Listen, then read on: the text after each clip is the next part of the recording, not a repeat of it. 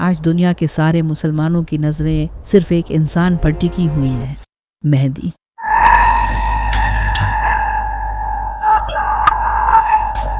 ہر کوئی اس انتظار میں ہے کہ کب امام مہدی آئیں اور مسلمانوں کو لیڈ کریں تاکہ مسلمان پوری دنیا پر حکومت کر سکے۔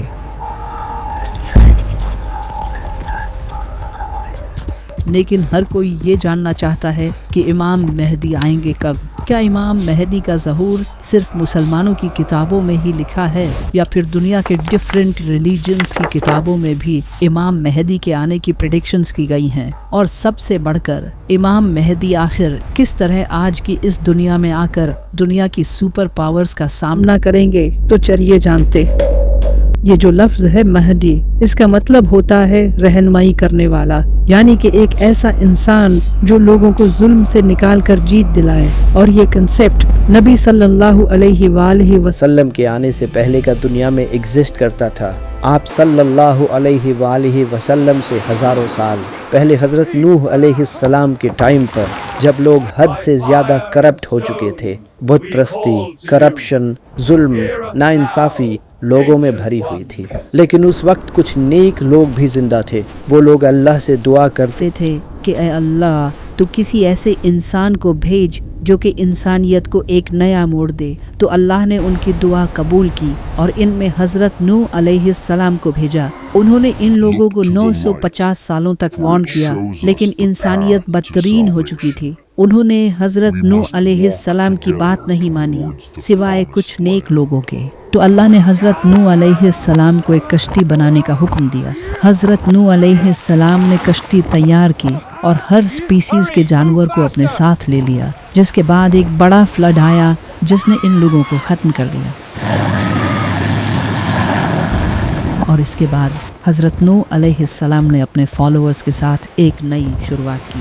حضرت نوح علیہ السلام کے کئی صدیوں بعد پھر سے انسانیت بت پرستی میں پڑ گئی۔ اس وقت کی بکس میں بھی یہ لکھا تھا کہ ایک ایسا انسان آنے والا ہے جو کہ اللہ کا دوست ہوگا، جو کہ حضرت ابراہیم علیہ السلام تھے۔ پھر حضرت ابراہیم علیہ السلام نے بت پرستی کو چھوڑ کر توحید بیان کی اور لوگوں کو ہدایت دی۔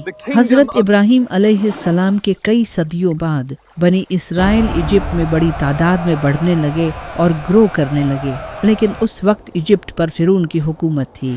فرعون کو بنی اسرائیل سے خطرہ محسوس ہوا اور اس نے بنی اسرائیل کو اپنا غلام بنا لیا اور ان پر بہت ظلم کیا۔ کئی سالوں تک بنی اسرائیل پر ظلم ہوتا رہا اور وہ لوگ اللہ سے دعائیں کرتے رہے کہ تو ایسا نبی بھیج جو ہمیں اس غلامی سے آزاد کرے۔ تو اللہ نے ان کی طرف حضرت موسیٰ علیہ السلام کو بھیجا۔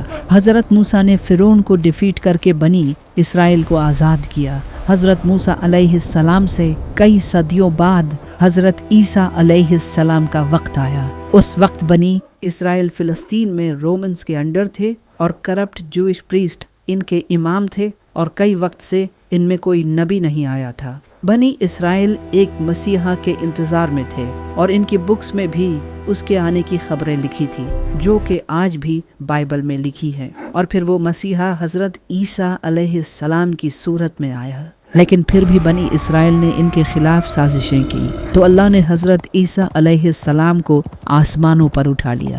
حضرت عیسیٰ علیہ السلام کے بعد جب عرب میں برائی عام ہو چکی تھی، تو اس وقت یہودیوں کی بکس میں ایک عظیم نبی کے آنے کی خبریں لکھی تھی، اور اس وقت یہودی بھی اس نبی کا اسی طرح انتظار کرتے تھے جس طرح آج مسلمان امام مہدی کا انتظار کرتے ہیں۔ یہاں تک کہ آج بھی بائبل میں وہ پریڈکشنز لکھی ہے۔ اس کے بعد پھر نبی صلی اللہ علیہ وآلہ وسلم نے اعلان نبوت کیا۔ تو یہ جو مسیحا کا کانسیپٹ ہے، یہ بنی اسرائیل میں پہلے سے موجود تھا۔ اسی وجہ سے اسلام کے ایک بہترین اسکالر اور پوئٹ علامہ اقبال بھی امام مہدی کے اس کانسیپٹ کو نہیں مانتے تھے۔ ان کا یہ کہنا تھا کہ یہ کانسیپٹ مسلمانوں نے یہودیوں اور کرسچینز سے لیا ہے۔ جب عباسی خلافت کے دور میں مسلمانوں پر ظلم ہو رہا تھا، تب مسلمانوں میں یہ کانسیپٹ پھیلنے لگا کہ بہت جلد ایک مسیحا آئے گا جو سب ٹھیک کر دے گا۔ علامہ اقبال کا کہنا تھا کہ مسلمانوں کا کسی مسیحا کے انتظار میں ظلم سہتے رہنا بہت ہی خطرناک ہے۔ اسی وجہ سے وہ امام مہدی کے اس کانسیپٹ کو نہیں مانتے تھے۔ صرف علامہ اقبال ہی نہیں بلکہ ابن خلدون جو ایک اسکالر اور فلاسفر تھے، वो भी इमाम मेहदी से रिलेटेड अहादीस की सनद से अग्री नहीं थे। लेकिन अगर देखा जाए तो इमाम मेहदी से रिलेटेड अहादीस तकरीबन हर बड़ी हदीस की किताब में मौजूद हैं, सिवाय बुखारी और मुस्लिम के। सुन्नी और शिया दोनों किताबों में कई अहादीस मौजूद हैं,